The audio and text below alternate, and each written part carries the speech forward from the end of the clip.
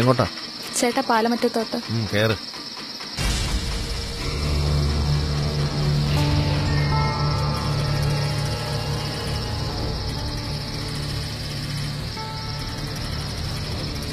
പാലമറ്റത്ത് എവിടാ? പാലമറ്റത്ത് തന്നെയാ.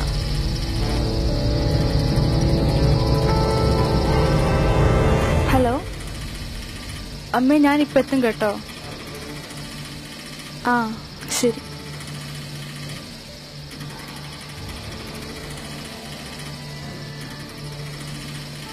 ചേട്ടാ അവിടെ.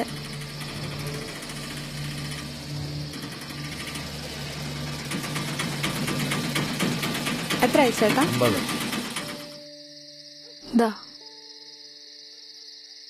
അല്ല കൊച്ചേ, എന്താ ചേട്ടാ? പകല് പോലും പെൺകുട്ടികൾക്ക് ഇറങ്ങി കിടക്കാൻ പറ്റാത്ത ഈ കാലത്ത് നീ എന്ത് വിശ്വസിച്ചാണ് എന്റെ ഒട്ടേ കയറിയത്?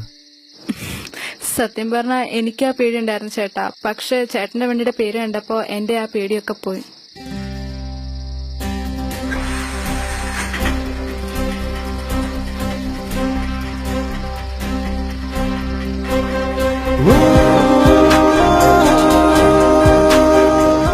സഖാവ് വെറുമൊരു വാക്കല്ല, ലക്ഷങ്ങളെ ജീവിക്കാൻ പ്രേരിപ്പിച്ച, വീഴ്ചകളിൽ നിന്ന് ഉയരാൻ സഹായിച്ച ഒരു വികാരമാണ്.